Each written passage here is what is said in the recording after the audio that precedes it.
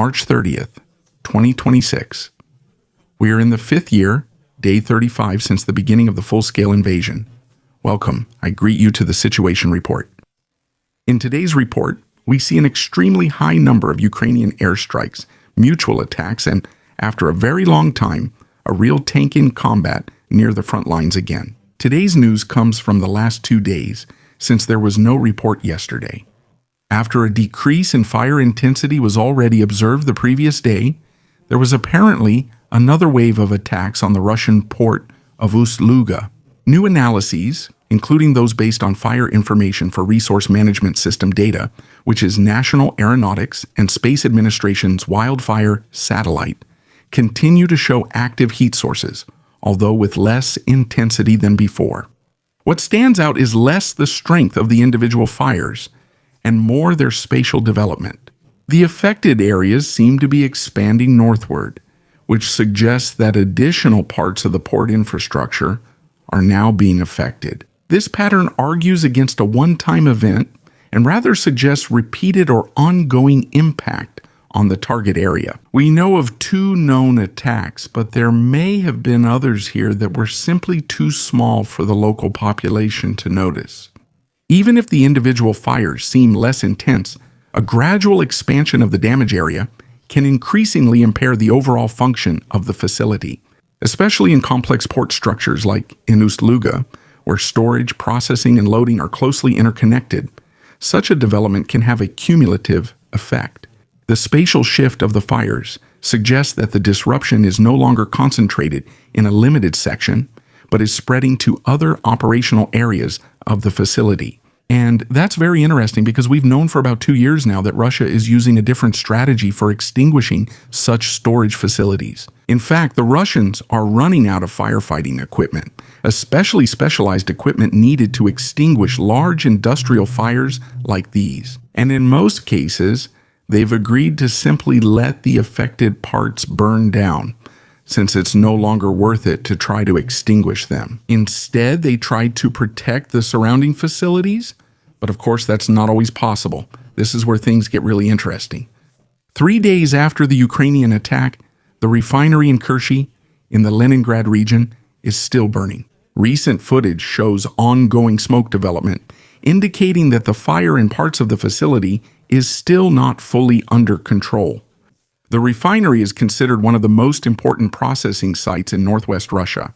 It had already been reported earlier that central processing units were hit, including primary distillation facilities and downstream processing components. When fires last for several days, this usually indicates that not only superficial damage has occurred, but also that more complex technical areas are affected. Especially in refineries, the combination of flammable materials, pressure systems, and branched infrastructure makes fighting the fire significantly more difficult. Fires that last for a longer period can not only cause direct damage, but also affect neighboring facilities or force a complete shutdown of larger parts of the operation. The ongoing fires thus underline that the attack did not only have short-term effects, but could potentially have longer-term impacts on the processing capacities at a site. Once again, there are reports of an attack on a nitrogen chemistry facility in Russia. In the city of Tolyatti, residents report that the local chemical plant has become the target of an attack. The facility is one of the largest chemical producers in the country and specializes, among other things, in the production of nitrogen compounds. Such products are not only relevant for the civilian industry, but can also play a role in military supply chains. For example, in the production of precursors. The pattern remains similar to other attacks. Attacks on facilities that are not directly on the front line still have a priority for the production, supply, and infrastructure of the Russian army, or for products for the Russian army, which is why these are also prioritized by the Ukrainians. And now the latest report about a larger Ukrainian attack. Ukrainian forces have also carried out an attack on the Russian port city of Taganrog on the Sea of Azov. The city in the Rostov region is a key industrial site in Russia's hinterland. Videos recorded on site show several powerful explosions, as well as intense detonations, indicating hits in sensitive areas. In Taganrog, there are large industrial facilities that are associated, among other things, with the production of militarily relevant goods, including drone technology. The location of the city makes the attack particularly noteworthy. Taganrog is located well behind the actual front line and is part of the rear areas from which Russia organizes and supplies its military capabilities. Hits in such areas do not have an immediate effect on individual front sections, but they can affect the industrial base and thus also the long-term operational capability. The intensity of the explosions suggests that either stored minerals, materials, or production areas were affected. In both cases, such damage can have an impact on the production or provision of equipment, especially if specialized facilities were hit that cannot be easily replaced. In the Pokrovsk area, Russian forces are intensifying their offensive activities and increasingly relying on mobile infantry tactics. According to the 7th, the Ukrainian Airborne Forces 7th Airborne Corps reports attacks are happening simultaneously from several directions, with motorcycles, ATVs, and small infantry groups. The main focus of the attacks is in the Rizny area, which is this village here, as well as in the Rudinsky area, which is the village further east from here. In central Rizny, direct clashes are occurring in the village, with Ukrainian units holding their positions. They are in their positions, roughly as marked on the situation map, although I assume that the Russians are actually already 1 or 2 streets further north. Nevertheless, they report that they have once again prevented Russian units from advancing. Also east of Rizny, in this area, at the level of the 25th Brigade, Russian advances have so far been stopped. In the area of the Rudinsky mill wheel, right here, forces of the 7th are operating. Airborne Corps, together with the 1st Assumption Corps of the National Guard. This coordinated defense indicates the high importance of this section of the front, since we have 2 well-known and very strong corps on the Ukrainian side defending here. At the same time, there are reports of increased use of Russian glide bombs and combat drones, which also suggests an attempt to weaken Ukrainian positions from a distance and support movements on the ground, just as we have always seen from the Russians. And favorable weather conditions have helped to conceal troop movements and the relocation of reserves, which of course benefited the Russians. In the area northeast of Huljapole, where there is still a brief or ongoing local Ukrainian counterattack, Ukrainian forces continue to achieve local territorial gains, despite the overall increased Russian pressure. On the Russian side, it has been reported that some Ukrainian soldiers were able to advance as far as Temeljivka, which is roughly at this level here. They were spotted on the northwestern and western outskirts of the town, and according to the Russians, were completely engaged. But for us, this means that they made it at least that far. The question remains about what is happening in the other villages. What about Zaporisk? What about Novomykolaivka or Berezovo, the depot? I assume the depot has long been under Ukrainian control, which makes sense. Turnov is demonstrably under Ukrainian control. Bermub is demonstrably under Ukrainian control. So what we see there, what we can deduce is that it most likely hasn't been supplied by the Russians for a long time and is under Ukrainian control. However, none of this can be proven because there is still not a single geolocation, neither from the Russian nor the Ukrainian side, showing who is currently holding this place. Which means, of course, that it would be speculation, and that's why I haven't updated it on the situation map yet. But if we already hear, and this is of course from the Russian side, that the Ukrainian soldiers are roughly at this position here, then for us that's not necessarily an indication that Hill 161 was captured only by the Ukrainians. But it is an indication that the Ukrainians have somehow managed to advance further along these 2 villages here.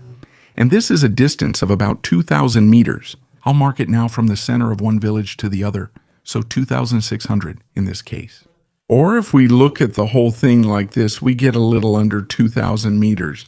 That's not much. And especially here, in a heavily contested section of the front, and right at the front line as well. Isn't it unlikely that the Ukrainians could have advanced this far here without at least partially bringing the surrounding villages under their control? A bit further to the southwest, near Huljapole, right here, You can currently see some pretty intense trench warfare. The Russians are continuing to advance here, still trying to capture Hill 133, which remains under Ukrainian control. They've turned it into a fortress. But what we also see here are two lines of fortifications, one to the north and one to the south here behind the hill, which are still partially controlled by the Ukrainians.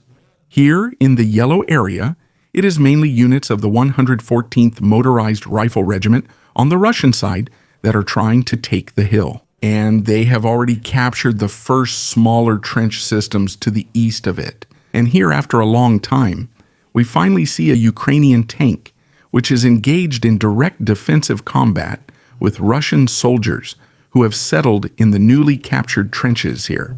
We can see how it is fighting them. And what's quite interesting is that it isn't destroyed by a drone. So it's operating in an open field quite close to enemy infantry without running the risk of being destroyed. So either the Ukrainians have mounted a pretty good jammer here, one that's powerful enough that Russian drones can't get through, or the Russians simply don't have any fiber optic drones or other countermeasures in this area right now to do anything against the tank.